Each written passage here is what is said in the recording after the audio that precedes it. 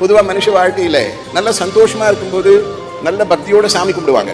வாழ்க்கையில எப்போ சின்ன கஷ்டம் வரும், சின்ன பிரச்சனைங்க வரும், என்ன பண்ணுவாங்க அந்த டைம்ல? அப்பதான் சாமி கிட்ட காவிட்டுருவாங்க.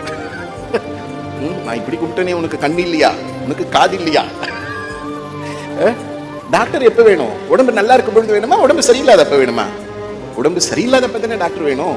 எப்ப நமக்கு பிரச்சனை நிறைய இருக்கோ அப்பதான் தெய்வத்தினுடைய பலம் வேணும். அதனாலே கஷ்டம் வரும் பொழுதுதான் பக்தி வேணும், சோதனைகள் வரும் பொழுதுதான் பக்தி வேணும், பிரச்சனைகள் வரும் பொழுதுதான் பக்தி வேணும். அந்த பக்தி இருக்கும் பொழுது இந்த கஷ்டம், கவலை, சோதனை இது எல்லாத்துக்கும் தானே ஒரு வழி பிறக்கும். பக்தின்றது என்னன்னா அம்மா மேல வைக்கக்கூடிய ஒரு அன்பு. அப்படி அந்த சரணாகதியான அந்த பக்தி இருக்கும் பொழுது அந்த பக்தி என்ன பண்ணும்? ஒருத்தருக்கு தேவையான சக்தியை கொடுக்கும், பலத்தை கொடுக்கும், வீரத்தை கொடுக்கும். எனக்கு கவலை இல்லை, அம்மா இருக்காங்கன்ற ஒரு தைரியத்தை தரும். அந்த தைரியம் அந்த பிரச்சனைகள்ல இருந்து வெளிவரக்கூடிய வழிவகுக்கும்.